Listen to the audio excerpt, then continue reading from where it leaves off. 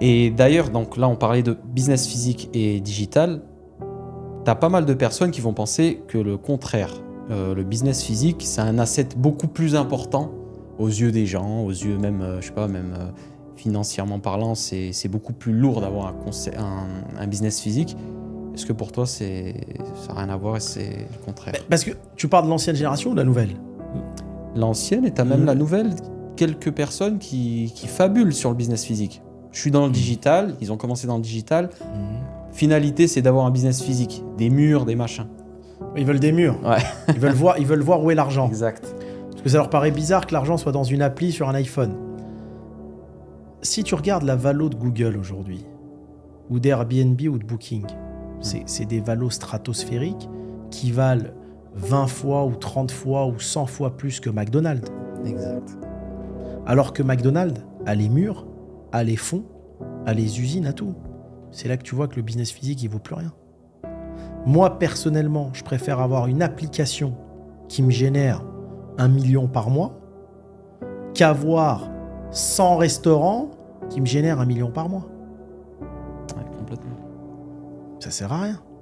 Et d'ailleurs, je l'ai vu quand j'étais dans des dossiers de croissance externe, je parlais avec des gros financiers, je leur dis, mais t'as vu, les applications valent un prix monstre. T'as des startups qui perdent de l'argent, qui se vendent plusieurs milliards. Et en fait, on parlait du Provzep, c'est normal, c'est scalable. À l'infini. À l'infini. Quand tu es patron d'une boîte comme Airbnb, mais tu fais quoi? Tu gères tout d'un bureau.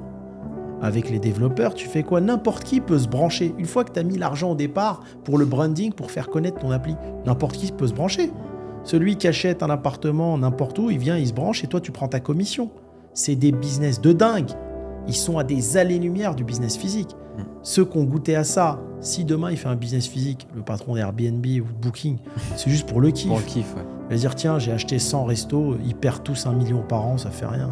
J'aime bien les manger là-bas. Ouais, c'est Mais clair. ils ne cherchent pas à gagner de l'argent avec ça. Et les entrepreneurs du digital, j'ai déjà vu dans quelques podcasts, c'est des mecs qui génèrent beaucoup d'argent en ligne. Et ils ont tous ce truc-là, ils aimeraient tous avoir un business physique. T'en as un, il dit, ouais, moi j'aimerais bien avoir un beach club. L'autre, il dit, ouais, moi c'est un resto, j'aimerais trop avoir un bête de resto. C'est facile pour eux.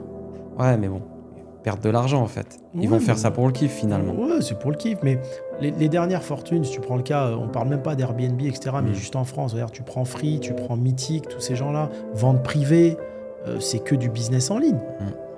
C'est des gens qui ont fait un grand boom après Internet, mais c'est que du business en ligne. Tu vas avoir un restaurant. Il faut être passionné, comme on l'a vu la fois dernière, pour faire un restaurant. Tu vas faire quoi? 1 million de chiffres, il va rester 150 000 de résultats. Tu es tous les jours dedans en train de gérer 10 personnes. Alors qu'un business en ligne, tu n'es pas là, tu es en train de bronzer, il y a de l'argent qui rentre. Mais non, c'est deux modèles complètement différents.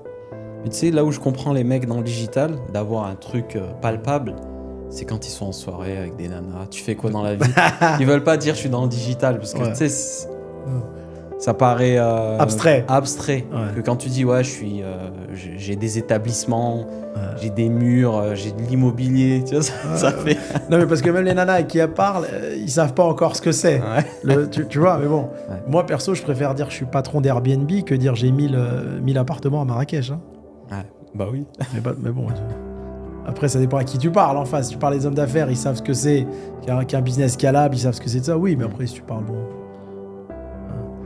Donc eux, c'est pour faire les beaux devant les nanas. Ouais. Quoi. Premier conseil, déjà, dis jamais à une fille ce que t'as, c'est déjà bien. Commence par là. Hein. Je connais des mecs qui disent ils sont proprios, ils disent à leurs copines qu'ils sont locataires. Donc commence par être discret là-dessus. Ça, c'est des sujets, j'aimerais bien qu'on en discute, mais je pense que c'est mieux quand on est 3. Ouais.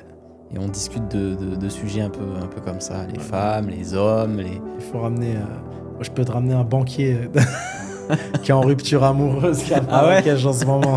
Amène-le. Je vais le ramener. Je vais appeler tout à l'heure en plus. Non, mais c'est... Après, dans ce business-là, oui, il faut avoir un peu des deux. moi, je pars du principe où il faut diversifier. Tu vois, j'ai toujours diversifié. Mmh. À l'époque, quand j'avais Nabab, je diversifiais entre le foncier, entre l'outil digital, entre le business physique. Et aujourd'hui, je continue à diversifier, tu vois, dans la restauration, l'immobilier, le fitness, les fonds d'investissement. Il faut diversifier. Yes. Comme ça, tu peux pas te planter. S'il y a un truc qui va pas, il est tenu par quelque chose qui va. Alors, ça demande beaucoup plus de boulot. Mais je préfère 10 robinets qui coulent doucement qu'un robinet qui coule trop vite. Parce que le robinet qui coule trop vite, quand il arrête de couler, t'as plus rien. T'as plus rien, Tu exactement. vois ? Donc, j'ai toujours eu cette façon de réfléchir, par contre. Exactement.